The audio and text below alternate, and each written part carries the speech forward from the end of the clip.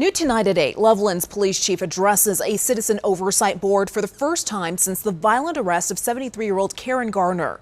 What started as a chance for the chief to explain himself turned into calls for him to resign from his position. Denver 7's Addie Guajardo joins us live from Loveland tonight. Addie, frustrated residents made their point clear. Jessica, they did. The meeting wrapped up less than an hour ago, and residents that spoke out said they've lost trust in their police chief. One resident actually stood up and told the police chief he will never be able to regain his credibility. The police chief expressed concerns over the arrest, even pointed to the transparency from the police department, but citizens here tonight weren't buying it.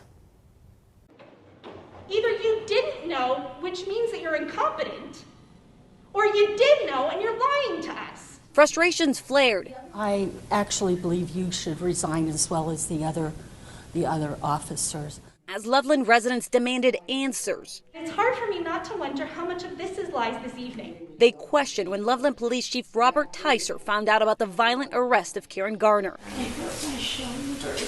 Garner's family attorney says she suffered a broken arm, a dislocated shoulder, and a sprained wrist during the arrest for allegedly shoplifting less than $14 of items from a Walmart. One of our employees here at this department brought to my attention the video that was released. Police Chief Tyser explained the investigation process to citizens and the police department Citizen Advisory Board. He firmly repeated he didn't find out about Garner's arrest until April 14th of this year, nearly 10 months after the incident, and says he took action. There is no doubt this is as serious as it gets. This is our community.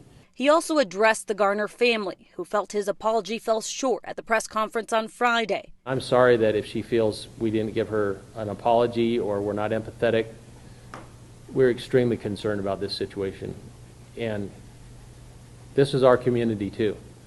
We work here, we live here.